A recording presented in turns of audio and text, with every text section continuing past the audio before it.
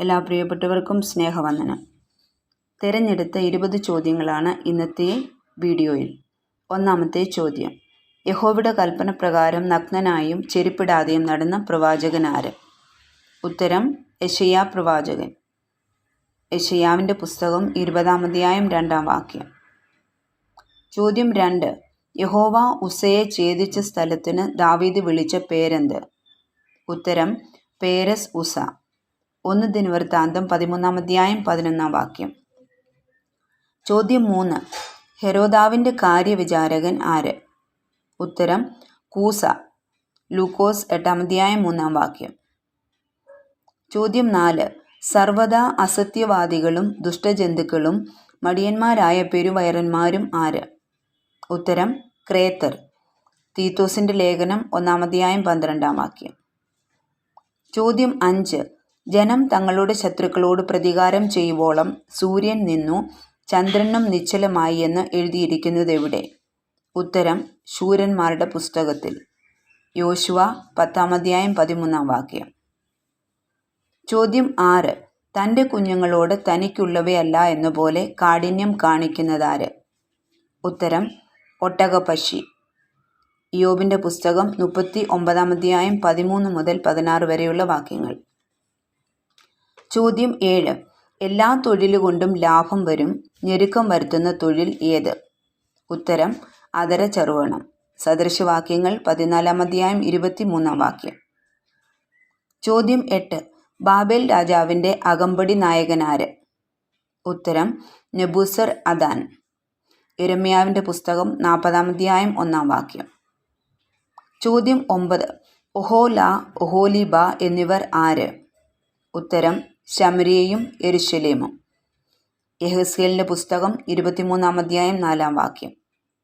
ചോദ്യം 10: കണ്ണ് വീഞ്ഞുകൊണ്ട് ചുവന്നും പല്ല് പാലുകൊണ്ട് വെളുത്തും ഇരിക്കുന്നതാര്? ഉത്തരം: യഹൂദ.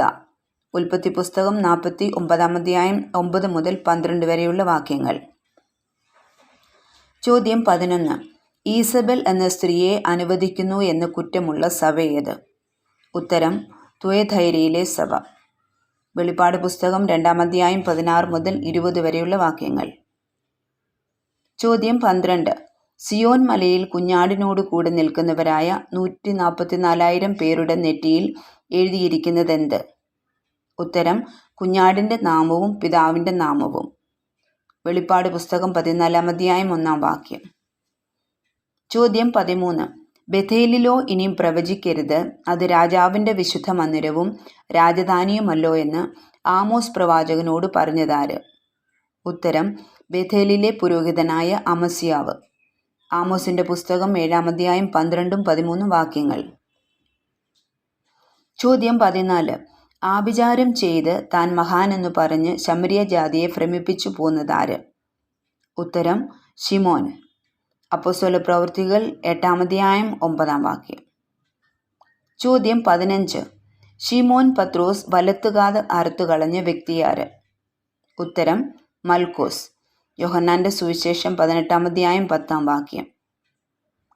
ചോദ്യം 16: കിന്നര വായനയിൽ നിപുണനും പരാക്രമശാലിയും യോദ്ധാവും വാക്ചാതുര്യമുള്ള കോമളനായ വ്യക്തിയാര്?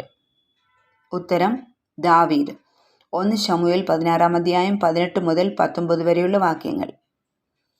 ചോദ്യം 17: അന്ത്യോക്യയിൽ വെച്ച് പൗലോസ് അഭിമുഖമായി എതിർത്തു നിന്നതാരോട്? ഉത്തരം: കേഫാവിനോട്. ഗലാത്യർ 2-ാം അധ്യായം 17-ാം വാക്യം. ചോദ്യം 18: ബേർശേബ മുതൽ എഫ്രൈം മലനാട് വരെ ജനത്തിൻ്റെ ഇടയിൽ വീണ്ടും സഞ്ചരിച്ച് അവരെ തങ്ങളുടെ പിതാക്കന്മാരുടെ ദൈവമായ യഹോവയിലേക്ക് തിരിച്ചു വരുത്തിയ രാജാവാര്? ഉത്തരം: യഹൂദ രാജാവായ യഹോശഫാത്ത്.